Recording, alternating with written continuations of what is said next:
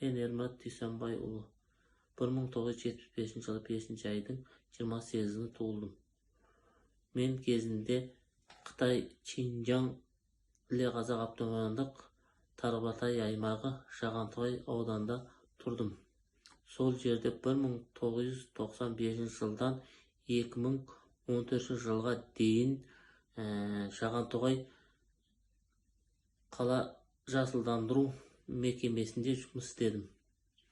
2014 жылы денсаулық байланысымен мүгедектік пенсиясына шықтым. 2018 жылы дейін үздіксіз зейнет ақысын алып тұрдым.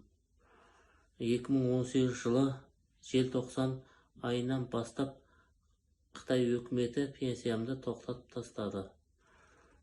Мен халықаралық адам құқықтарын қорғау ұйымдарынан Қытай өкіметінің қайтадан пенсиямды қайта алуыма көмек сұраймын.